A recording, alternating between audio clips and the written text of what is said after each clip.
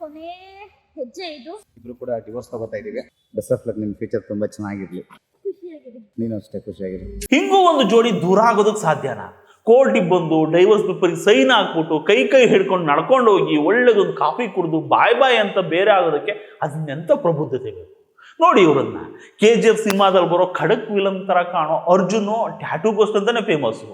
ಮೂಗಿ ಗ್ರಿಂಗು, ಮುಗ್ದಲ್ಲಿ ದಾಡಿ, ಖಡಕ್ ಲುಕ್ಕು, ಚೆನ್ನಾಗಿ ಮಾತಾಡ್ತಾರೆ. ಅದಕ್ಕಿಂತ ಚೆನ್ನಾಗಿ ಟ್ಯಾಟೂ ಹಾಕ್ತಾರೆ. ಇನ್ಸ್ಟಾಗ್ರಾಮ್ನಲ್ಲಿ ಹೆವಿ ಹವಾ.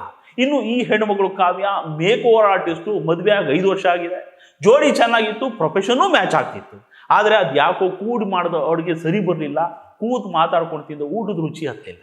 ಅಡುಗೆ ಆಳಿಸೋದಕ್ಕೂ ಮುಂಚೆ ಮನುಷ್ಯತ್ವಗಳನ್ನು ಉಳಿಸ್ಕೋಬೇಕು ಅಂತ ದೂರ ಆಗೋ ನಿರ್ಧಾರ ತಗೊಂಡು, ಹಂಗಂತ ಅವ್ರ ಮೇಲೆ ಇವ್ರ ಮೇಲೆ ಅವರು ಕೆಸರು ಎರ್ಸ್ಕೊಂಡು ರಾಡಿ ಮಾಡ್ಕೊಳ್ಳಿಲ್ಲ. ಒನ್ ಫೈನ್ ಡೇ ಇಬ್ರು ಒಟ್ಟಿಗೆ ಶಿವಮೊಗ್ಗ ಕೋರ್ಟಿಗೆ ಹೋದ್ರು. ನನ್ನ ಹೆಂಡತಿ ಜೊತೆಗಿನ 5 ವರ್ಷದ ಸ್ನೇಹನ ಮೂಸ್ಕೋತಾ ಇದ್ದೀನಿ ಅಂತ ಡೈವರ್ಸ್ ಪೇಪರ್ ಸೈನ್ ಹಾಕಿದ್ರು. ಇವು ನನ್ನ ಗಂಡನ ಜೊತೆ ಹಾಕ್ತಿರೋ ಕಡೆ ಹೆಜ್ಜೆಗಳು ಅಂತ ಒಟ್ಟೊಟ್ಟಿಗೆ ನಡ್ಕೊಂಡು ಬಂದು ಸ್ಕೂಟರ್ ಹತ್ತಿದ್ರೆ ಶಿವಮೊಗ್ಗ ಬೀದಿಯಲ್ಲಿ ತಣ್ಣಗೆ ಬಿಸಿದ ಗಾಳಿಗೂ ಬೇಜಾರು. ಅದೇ ಬೀದಿನಲ್ಲಿ ಕೊನೆ ಹೋಟ್ಲಲ್ಲಿ 2 ಕಾಫಿ ತೊಗೊಂಡು ಒಟ್ಟಿಗೆ ನಿಂತ್ಕೊಂಡು ಕುಡಿದು ನಿನ್ನ ಫ್ಯೂಚರ್ ಚೆನ್ನಾಗಿರಲಿ, ಖುಷಿಯಾಗಿರುವಂಥ ವಿಶ್ ಮಾಡಿ ಹಿಡಿದಿರೋ ಕೈ ಬಿಟ್ರೆ ಇದೆಲ್ಲ ಭಾರ. ಅದೇ ಗುಂಗಲ್ಲಿ ಮನೆಗೆ ಬಂದು ತಲೆ ಮೇಲೆ 2 ತಂಗಿ ನೀರು ಸುಕೊಂಡ ಗೋಸ್ಟ್ ಕಣ್ಣಲ್ಲಿ ಕರಗು ಹೋದ ಕಣ್ಣೀರು ಜಗತ್ತಿಗೆ ಕಾಣಿಸ್ತೇ ಇಲ್ಲ.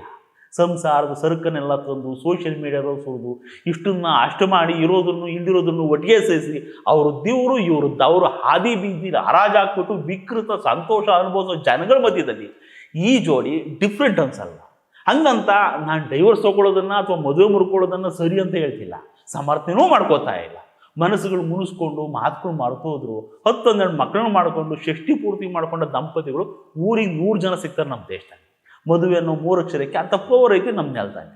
ಇದು ಬರೀ 2 ಜೀವಗಳಿಗೆ ಸಂಬಂಧಪಟ್ಟಿರೋ ಕಮಿಟ್ಮೆಂಟ್ ಅಲ್ಲ ಕಾಣ್ರಿ. ಬರೀ ಅಷ್ಟೇ ಆಗಿದೆ, ಯಾವ ಸಂಬಂಧನೂ ಉಳಿಯಲ್ಲ. ಅಲ್ಲಿ ತಾಳ್ಮೆ, ತ್ಯಾಗ, ಹೊಂದಾಣಿಕೆ 3ನ್ನೂ ಬ್ಯಾಲೆನ್ಸ್ ಮಾಡೋ ಜವಾಬ್ದಾರಿ ಇರಬೇಕು. ಅದೇ ಇವಾಗಿನ ಜನರೇಷನ್ಗೆ ಇರೋ ದೊಡ್ಡ ಚಾಲೆಂಜು. ಇವಾಗಿನ ಹುಡುಗರಿಗೆ ಸಂಬಂಧಗಳನ್ನ ಸರಿ ಮಾಡ್ಕೋಬೇಕು ಅನ್ನೋ ತಾಳ್ಮೆ ಇರಲ್ಲ. ಸರಿ ಹೋಗಲ್ಲ ಅನ್ಸಿದ್ಮೇಲೆ ಘನತೆಗಳಿಗೆ ಘಾಸಿ ಮಾಡಿಕೊಳ್ಳದೆ ದೂರ ಆಗಬೇಕು ಅನ್ನೋ ದೊಡ್ಡತನೂ ಬರಲ್ಲ. ಬೈಕೊಂಡು ಹೊಡೆದಾಡ್ಕೊಂಡು ಇವ್ರ ಮನ ಅವರ ಹರಾಜು ಹಾಕ್ಬಿಟ್ಟು ಅವ್ರ ಮರ್ಯಾದೆ ಇವ್ರ ಮೂರ ಬಟ್ಟೆ ಮಾಡಿ ಅದನ್ನೆಲ್ಲ ತಂದು ಸೋಷಿಯಲ್ ಮೀಡಿಯಾದಲ್ಲಿ ಹಾಕ್ಬಿಟ್ಟು ಟ್ರಯಲ್ ಶುರು ಮಾಡ್ಬಿಟ್ರೆ ಮುಗಿತು.